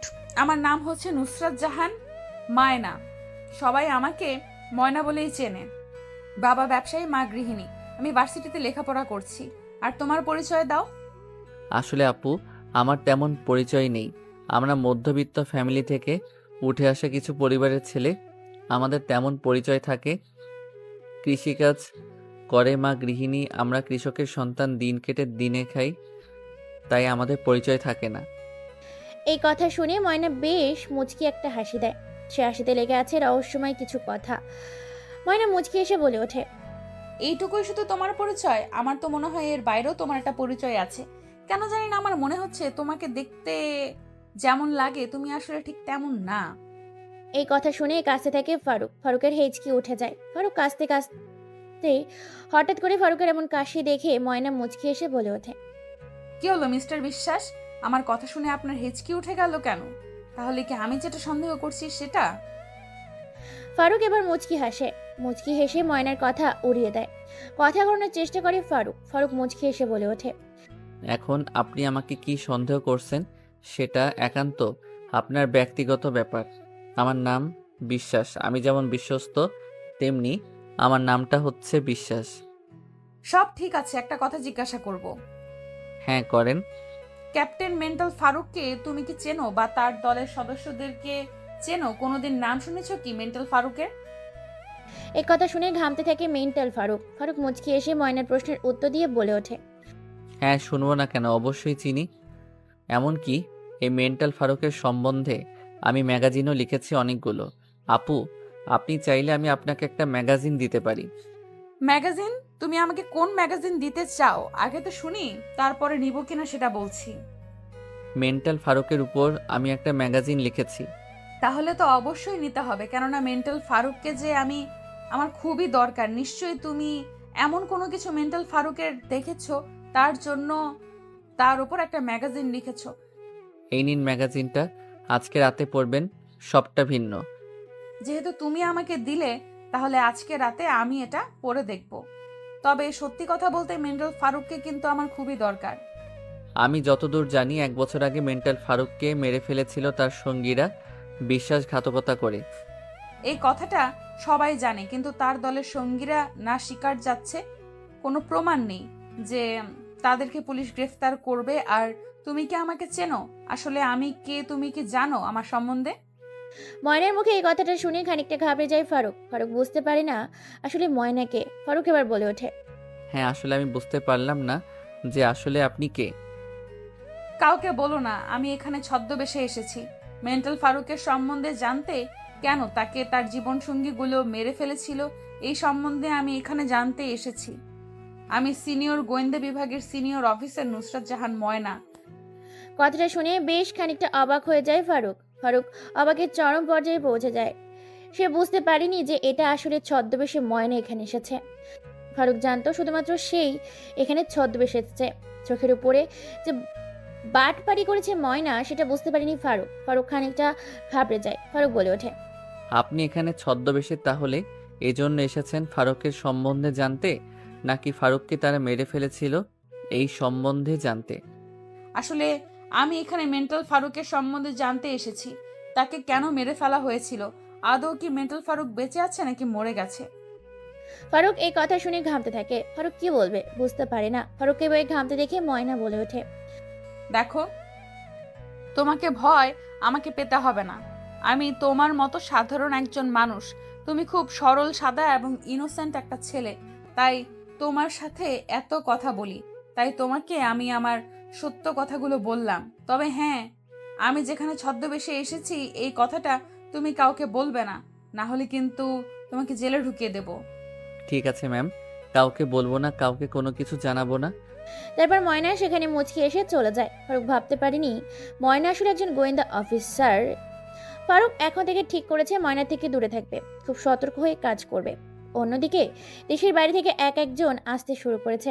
এক এক দেশ থেকে এক এক গুন্ডা এসে উপস্থিত হয়েছে রাফসান আর রুদ্রের অফিস মিটিংয়ে বসেছে। সেখানে বলে ওঠে মাহি, আমার মনে হয় ফারুক এখনো মরেনি, সে বেঁচে আছে। সে বেঁচে থাকা মানে আমাদের মৃত্যু নিশ্চিত, কারণ সে খুব ভয়ঙ্কর একটা মানুষ। আমার মনে হয় আমাদের দেশ থেকে পালিয়ে যাওয়া উচিত, কেননা ফারুক যদি ফিরে আসে তাহলে মৃত্যু আমাদের ছাড়বে না। সবাই সবার মতামত দিতে থাকে, কথোপকথন করতে থাকে। এমন সময় সেখানে লন্ডনের ডন বলে ওঠে, যাই হয়ে যাক, কেউ দেশ থেকে পালিয়ে যাবে না। আমি কোটি কোটি টাকা দিয়ে অনেক প্ল্যান প্রোগ্রাম করে ফারুককে মেরেছি। তোমাদের এখানে এক একটা বড় দায়িত্ব দিয়েছি, তোমরা দায়িত্ব থেকে পালিয়ে যেতে চাচ্ছ? স্যার, দায়িত্বের থেকেও জীবনটা বেশি বড়। আমি তার সাথে ছলনা করেছি, তাকে প্রেমের ফাঁদে ফেলে তার সাথে বেইমানি করেছি। সে যদি সত্যিই ফিরে আসে তাহলে সে বেইমানি করার জন্য খুব নৃশংসভাবে আমাদেরকে হত্যা করবে। সে সবকিছু ভুলে যেতে পারে, সবকিছু ছেড়ে দিতে পারে, সবাইকে ক্ষমা করে দিতে পারে, কিন্তু বেঈমানের বিশ্বাসঘাতকতা করাকারীকে কখনো সে ছেড়ে দেয় না। তার সাথে বিশ্বাসঘাতকতা বা বেইমানি করা মানে মৃত্যু খুব ভয়ঙ্কর। এই মেন্টাল ফারুক, আমরা ক্যাপ্টেনের সাথে অন্যায় করেছি। তাদের কথোপকথন শুনে বিভিন্ন দেশের বিভিন্ন ডন বলে ওঠে। এক এক দেশ থেকে এক একজন মাফি এসেছে, তাদের মধ্যে থেকে মিটিং করতে থাকে। কথোপকথন চলতে থাকে সবার মাঝে। শুধু একটাই ভয়, সে ভয়টা শুধু ফারুককে নিয়ে। কেননা ফারুক খুব ভয়ঙ্কর একজন ব্যক্তি। তাকে দেশ এবং দেশের বাইরের প্রত্যেকটা মানুষ চেনে। মাফিয়া জগতের মাফিয়া, সিটির রাফিয়ান জগতের রাফিয়ান, সিটির রাজা, ডন বা কিলার ছিল সে। তার কথার চুল পরিমাণ কেউ কথা বলতে পারতো না। সবাই সবার ভয়ে হাত কাঁপাকাঁপি শুরু করেছে। সবাই আতঙ্কে আছে, ভীষণ টেনশন আছে। কে কি করবে বুঝতে পারে না। এদিকে ছদ্মবেশে খুঁজতে বের হয়েছে ময়না সেই পুরনো ঘটনাটাকে। সত্যি ফারুক আজও বেঁচে আছে নাকি ফারুক মরে গেছে, সেই খোঁজে আজ রাতে বেরিয়েছে ময়না। এদিকে হায়না বেশে আগন্তুক রূপে বের হয়েছে ফারুক। সবাই ভয়ে কাঁপতে থাকে। সবাই এরকম অবস্থা দেখে লন্ডনের ডন বলে ওঠে, দেখো, যাই হয়ে যাক, আগে দেখতে হবে সত্যি যদি ফারুক বেঁচে থাকে তাহলে তাকে প্রাণে মেরে ফেলতে হবে। প্রথমবার মৃত্যুর দুয়ার থেকে ফিরে আসলো, দ্বিতীয়বার সে বাঁচবে না আমার হাত থেকে। তাই ভয় না পেয়ে ওকে খোঁজার চেষ্টা করো, তোমাদের লোকজন লাগিয়ে দাও। কোথায় ফারুক আছে, ফারুক আদৌ বেঁচে আছে কিনা খোঁজ খবর নাও। যদি সে বেঁচে থাকে তাহলে সে কোথায় আছে? ভার্সিটিতে খোঁজ খবর করতে হবে। রাফি কে কে মেরেছে সেটা শুধুমাত্র জানা যাবে ভার্সিটি থেকে, কেননা ভার্সিটিতে তারা লাশ খুঁজে পাওয়া গেছে। এটাও তো হতে পারে ভার্সিটিতে রাফি কারোর সাথে শত্রুতা ছিল, সুযোগ বুঝে মেরে ফেলেছে, আর ফারুককে সিলমোহর এঁকে দিয়েছে। মাহির কথা শুনে সবাই ভাবতে থাকে, কিন্তু মাহির কথাটা পুরোপুরি ভুল। কেননা রাফির শরীরে যে ফারুক নামে সিলমোহরগুলো পাওয়া গিয়েছে সেগুলো শুধুমাত্র একজন দিতে পারে, আর সেটা হচ্ছে মেন্টাল ফারুক। তাই ভীষণ চিন্তা এবং ভয় আছে রুদ্র আর রাফসানের। এইভাবে তারা কথোপকথন করে। রাফসান বলে ওঠে, আমার মনে হয় ফারুক ভাই এখনো বেঁচে আছে, সে মনে নেই 1 বছর পর সে প্রতিশোধ নেওয়ার জন্য ফিরে এসেছে, সবাইকে ছেড়ে দিল। মাহি, তোমাকে সে ছাড়বে না। প্রায় 1 মাস হয়ে গেছে রাফিকে তুলে নিয়ে যাওয়া, আমরা কালকে ওর ডেড বডি পেয়েছি। আমার তো এখন ভয় করছে, যদি সত্যি ফারুক বেঁচে থাকে তাহলে তো নিশ্চিত রাফি আমাদের সম্পর্কে সবকিছু বলে দিয়েছে আর আমরা কেউ প্রাণে বাঁচবো না। আমি, রাফসান, রাকিব, সুমন, মাহি, বস আপনাকেও মেরে ফেলবে সে, কারণ আমরা তাকে চিনি। খুব হিংস্র এবং ভয়ঙ্কর একজন মানুষ। মানুষ বললে ভুল বলা হয়, খায় না। রুদ্র আর রাফসান কথা শুনে সবার কলিজার পানি শুকিয়ে গেছে। আতঙ্কে আছে সবাই, ভয়ে কারো মুখ দিয়ে কোনো কথা বের হয় না। তারপর তারা এইভাবে কথোপকথন একে অপরের শেষ করে বেরিয়ে পড়ে তারা নিজেদের গন্তব্যের উদ্দেশ্যে। মাহি আর লন্ডনের ডন চলে যায় তাদের দেশে। এক এক করে দেশ থেকে আসা এক এক মাফিয়া কিং চলে যায় তাদের নিজেদের দেশে। রাফসান রুদ্র ঠিক করেছে কালকে তারা ভার্সিটি গিয়ে ভালো করে খোঁজ খবর করবে, তদন্ত করবে আসলে সত্য বেঁচে আছে কিনা ফারুক। তাই তারা এখনকার মতো শুয়ে পড়ে। রাত 1টা বাজে। চারিদিকটা নিঝুম হয়ে গেছে, অন্ধকার হয়ে গেছে, একদম শুনশান, কোনো মানুষের ছিটে ফোটা নেই। অন্ধকার রাত, রাত 2টা বাজে। এমন সময় বেশ কয়েকটা গাড়ি আসে রাফসান রুদ্রের বাড়ির সামনে। চারিদিক দিয়ে বাড়িটা ঘিরে ফেলে। মেইন দরজার কাছে এসে কলিং বেল বাজাতে থাকে রুদ্র, আর রাফসান ঘুমাচ্ছে। হঠাৎ করে কলিং বেলের আওয়াজ শুনে চমকে ওঠে তারা, ভয়ে কোনো কথা বলতে পারে না, কারণ এখন রাত 2টা বাজে। এখন তাদের বাড়িতে আসবে, ভয় পেয়ে গেছে। তারা ভয় পেয়ে কি করবে বুঝতে পারে না। এদিকে এক এক পর এক কলিং বেল বাজতে থাকে জিসান। দরজা খোলার কোনো নামগন্ধ নেই। তারা ভয়ে ভয়ে সিসিটিভি ফুটেজের কাছে যায়। তারপর ল্যাপটপ ওপেন করে দেখতে পায় সত্যি তাদের সামনে মেন্টাল ফারুক দরজার বাইরে দাঁড়িয়ে আছে। রাফসান আর রুদ্র এতে দেখে ভয়ে তাদের গলা শুকিয়ে গেছে, কি করবে বুঝতে পারে না। অবশেষে পকেট থেকে ফোন বের করে রাফসান কল করে মাহিকে আর বলে ওঠে, মাহি, তুই আমাদের বাঁচা। আমাদের বাড়ির দরজার সামনে ফারুক ভাই দাঁড়িয়ে আছে, আমাকে তুই বাঁচা। কথাটা শেষ করার আগেই কোথা থেকে যেন একটা গরম বুলেট এসে বুক ভেদ করে দেয়, দেওয়ালে গেঁথে যায়, ছিটকে গিয়ে পড়ে বেশ খানিকটা দূরে। এটা দেখে ভয়ে গলা শুকিয়ে গেছে। দৌড়ে খাটের নিচে লুকিয়ে পড়ে রুদ্র। ছটপট করতে থাকে রাফসান। সেখানে ভেতরে প্রবেশ করে প্রায় 10 জনের মতো। সামনে ফারুক দাঁড়িয়ে আছে, পেছনে স্পাইপার আর AK-47 বন্দুক নিয়ে দাঁড়িয়ে আছে 10 জন। পেছন থেকে একটা সোফা সেট এনে দেয় জিসান। তারপর পায়ের উপর পা তুলে বসে পড়ে ফারুক। একটা সিগারেট জ্বালিয়ে মনের সুখে টানতে থাকে। রাফসান আর রুদ্র কে রশি দিয়ে বেঁধে ফেলে। ফারুক বলে ওঠে, তোরা কি ভেবেছিলি আমাকে মেরে ফেলে পৃথিবীতে খুব শান্তিতে থাকবি? ভাই, আমাদের ভুল হয়ে গেছে, আমরা বুঝতে পারিনি আমরা অন্যায় করেছি তোমার সাথে বিশ্বাসঘাতকতা করে। ফারুক এ কথা শুনে পাগলের মতো হাসতে থাকে, যেটা জোকারের মতো কোনো কিছু বলে ফেলেছে রাফসান আর রুদ্র। রাফসান আর রুদ্রের কথা শুনে ফারুক পাগলের মতো হাসতে থাকে। হঠাৎ করে হাসিটা বন্ধ করে দিয়ে ধারালো একটা ছুরি পেটের ভেতর ঢুকিয়ে দেয়। তাতে দুজনেই ছুরি দিয়ে আঘাত করতে থাকে। পেট কেটে পেটের ভেতর থেকে তাজা লাল রক্ত গড়গড় করে পড়তে থাকে। ফারুক বলে ওঠে, কোনো কথা হবে না, শুধু এখন আমার কথা চলবে। মৃত্যুর জন্য তৈরি হ, বেইমানি করার ফল তো তোদের পেতে হবে। কথাটা বলে ফারুক তাদের কানগুলো কেটে ফেলে, এরপর জিহ্বাটা কেটে ফেলে, তারপর ছুরি দিয়ে পা কেটে ফেলে, তারপর ছুরিটা তাদের দুজনের চোখের ভেতর ঢুকিয়ে দেয়, তারপর চোখগুলো চোখের জায়গা থেকে উপরে ফেলে দেয়, তারপর পাগলের মতো হাসতে থাকে। এরপর একটা গাছ কাটে মেশিন নিয়ে আসা হয়। তারপর গাছ কাটে মেশিনটা দিয়ে তাদেরকে টুকরো টুকরো করে ফেলে। তাদের শরীরটাকে খণ্ড খণ্ড করে পলিথিনের ব্যাগে প্যাকেটিং করে ভার্সিটির মাঠে ফেলে আসতে বলে। সাথে একটা ভিডিওতে স্পষ্ট আছে কিভাবে তাকে হত্যা করেছে। সেটা ভিডিওতে স্পষ্ট করে রেকর্ড করে পাঠিয়ে দেয় ভার্সিটির মাঠে। তারপর সেখান থেকে ফারুক বেরিয়ে পড়ে নিজের বাড়ির উদ্দেশ্যে। পরের দিন সকালে ভার্সিটির মাঠে আজকেও একই ঘটনা ঘটেছে। হাজার হাজার ছেলে মেয়ে, শিক্ষক শিক্ষিকা, সাধারণ মানুষ ভিড় জমেছে কলেজের মাঠে। সাথে ভিডিওটা ভাইরাল হয়ে যায় মুহূর্তের মধ্যে সোশ্যাল মিডিয়াতে। সাংবাদিক বলে ওঠে, আগে ছিল কল্পনায়, এখন ও এসেছে বাস্তবে। প্রতিবারের মতো আমি আপনাদের সামনে নতুন একটা প্রতিবেদনের খবর নিয়ে এসেছি। সত্যি মেন্টাল ফারুক এখনো বেঁচে আছে। মেন্টাল ফারুক 1 বছর পরে ফিরে এসেছে প্রতিশোধ নিতে। তার সাথে হওয়া অন্যায়ের প্রতিশোধ সে এক এক করে নিতে শুরু করেছে। আজকে নতুন করে খুন করে গেছে রাফসান আর রুদ্রকে, টুকরো টুকরো করে ফেলে গেছে ভার্সিটির মাঠে। সাংবাদিকের দেখানো ভিডিও এবং কথা শুনে ভয়ে গলা শুকিয়ে গেছে সুমন, রাকিব, মাহি, লন্ডনের ডন সহ বাকি দেশের মাফিয়াগুলোর। ভয়ে তাদের কলিজার পানি শুকিয়ে গেছে, হাত পা কাঁপাকাঁপি শুরু করেছে। কি করবে বুঝতে পারে না। মাহি ফোন করে লন্ডনের ডনকে আর বলে ওঠে, ওকে বস, ঠিক আছে, আপনি যত তাড়াতাড়ি সম্ভব চলে আসেন। তারপর কল কেটে দেয়। তারা রওনা দেয় বাংলাদেশের উদ্দেশ্যে। এদিকে পুলিশ তদন্ত করার জন্য টুকরোগুলোকে নিয়ে চলে যায়। ধীরে ধীরে ভার্সিটির মাঠ খালি করা হয়। আজকে তেমন ক্লাস হবে না। অন্যদিকে ফারুক একটা গাছের নিচে বসে পড়ে, আর এই দৃশ্য দেখে মুচকি হাসতে থাকে ফারুক। ময়নাকে একটা ম্যাগাজিন পড়তে দিয়েছিল। ময়না যে ম্যাগাজিনটা খুব ভালো করে পড়ে।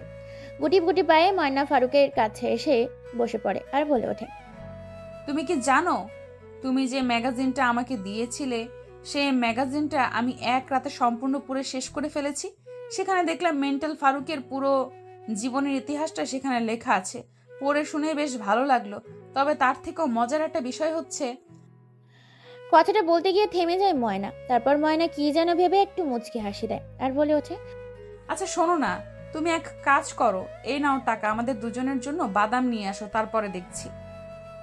ফারুক কোনো কথা বলে না। তাদের দুজনের জন্য বাদাম নিয়ে আসতে যায়। ফারুক কিছুক্ষণের মধ্যে বাদাম নিয়ে চলে আসে। তারপর দুজন বাদাম খেতে থাকে। ময়না বলে ওঠে, জানো বিশ্বাস, আমি তোমার সেই ম্যাগাজিনটা পেয়ে খুব খুশি হয়েছি, কারণ আমি ফারুককে খুঁজে পেয়েছি।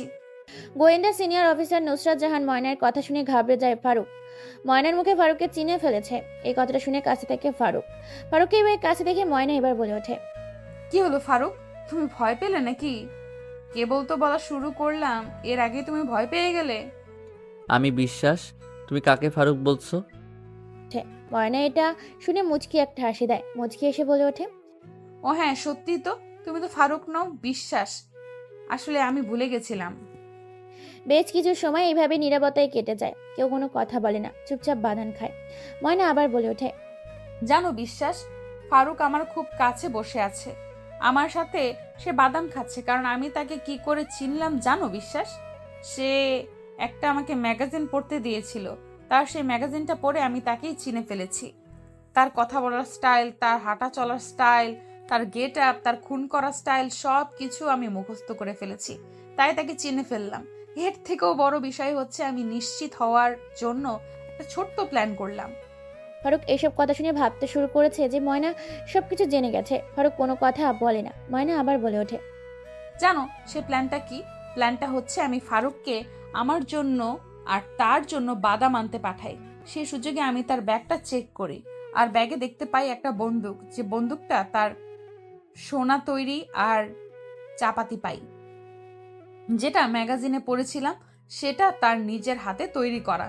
খুন করার সময় সে সব অস্ত্র ব্যবহার করে, তার কয়েকটা অংশ আমি তার ব্যাগে খুঁজে পাই, আর এখন তার সাথে বসে বাদাম খাচ্ছি।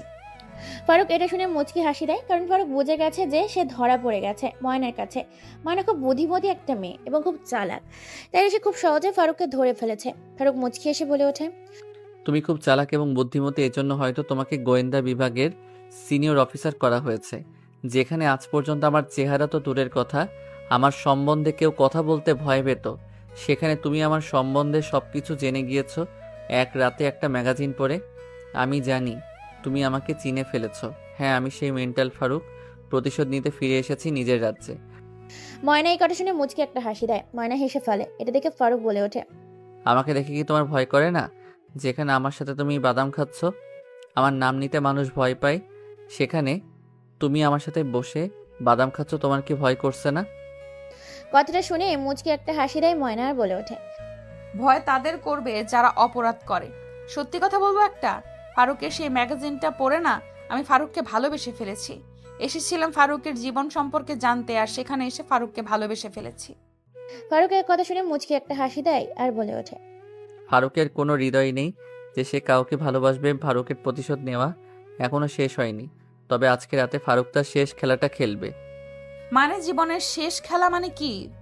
কাল সকালে তুমি খবর পেয়ে যাবে যে জীবনের শেষ খেলা মানে কি। আমার প্রতি যারা অন্যায় করেছে, আমার সাথে যারা বিশ্বাসঘাতকতা করেছে, আজকে তাদের প্রত্যেকের জীবনের শেষ দিন।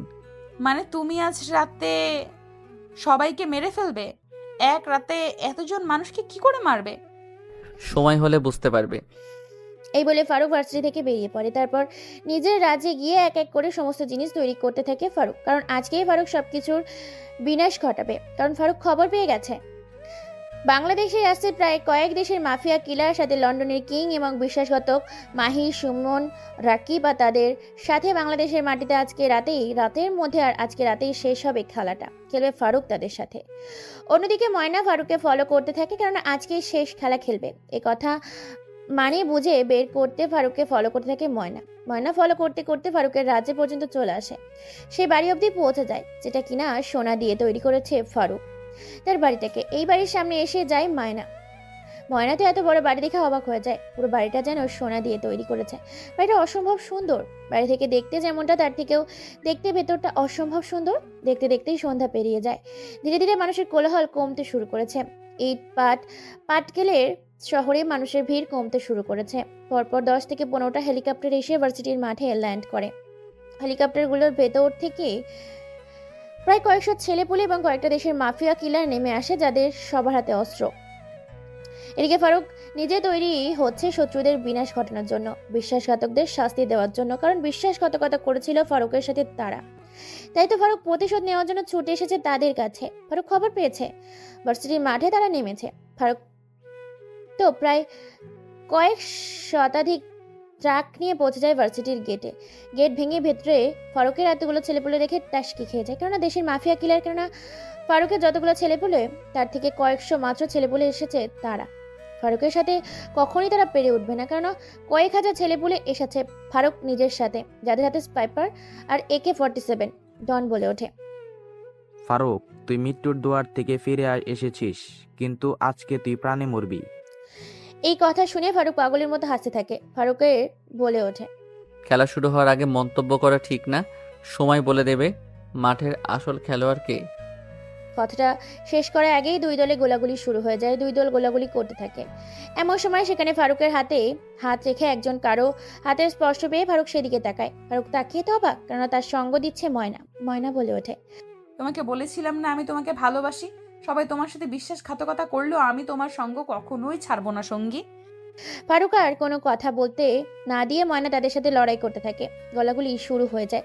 ফারুকের ছেলেপেয়ে বেশিরভাগ থাকায় খুব তাড়াতাড়ি মাফিয়া কিলারদের শেষ করতে শুরু করেছে। দুই দলের ছেলেপুলে মরছে। ফারুক তার সোনার তৈরি কুড়ালটা নিয়ে এলোপাত্রি সবাইকে মারতে থাকে। যাকে যেখানে পাচ্ছে তাকে সেখানেই দুনিয়া থেকে সরিয়ে দিচ্ছে। এইভাবে এক এক করে কয়েক দেশের ডনকে মেরে ফেলে। অন্যদিকে ময়না, সে নিজেও ফারুকের সাথে হাতে হাত রেখে মাফিয়া কিলারদের সাথে লড়ে যাচ্ছে। মারামারি, উত্তেজনায় ভরপুর, টান টান উত্তেজনা চলছে। মারামারি মারতে মারতে সবাইকে প্রাণে মেরে ফেলেছে।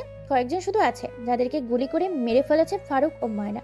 এখন শুধু বেঁচে আছে লন্ডনের ডন আর বিশ্বাসঘাতক মাহি, রাকিব আর সুমন। চারিদিক দিয়ে তাদের ঘিরে রেখেছে কয়েক হাজার ছেলেপুলে। ভয়ে তাদের গলা শুকিয়ে গেছে। কি করবে বুঝতে পারে না। ভয়ে তাদের গলা থেকে কোনো আওয়াজও বের হচ্ছে না। ফারুক মুচকি এসে বলে ওঠে,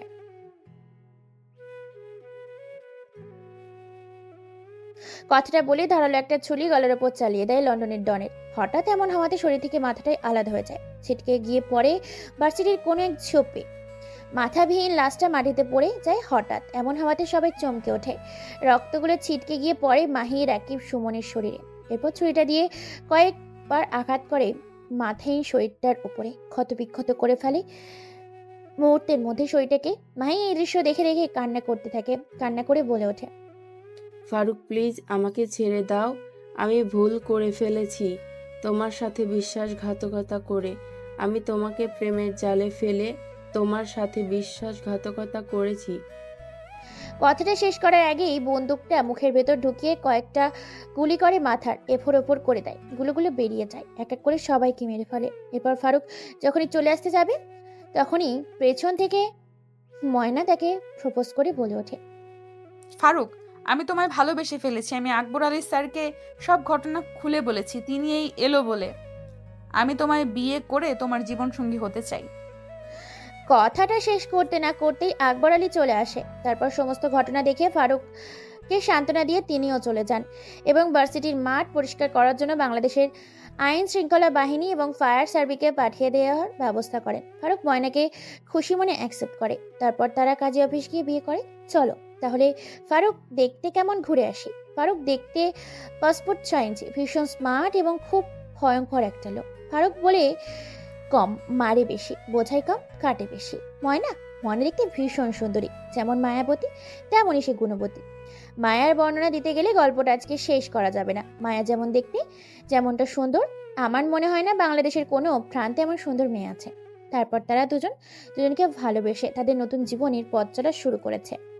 দুজন দুজনকে নতুন করে আবার ভালোবেসে আগলে নিতে থাকে। বিশ্বাসঘাতকদের পরাজিত করে বিশ্বাস নিয়ে আবারও দুইজন দুই হাতে একত্রিত করে ভালোবাসার মধ্যে দিয়ে তাদের জীবনটা পার হতে থাকে। গল্পটা এখানে শেষ করে দিলাম। আমি জানি শেষ মুহূর্তে গল্পটা রোমান্টিক দেওয়া উচিত ছিল, বাট তাড়াহুড়োর জন্য এখানে শেষ করে দিলাম। কেমন লেগেছে কমেন্ট করে জানাবেন। ধন্যবাদ সবাইকে।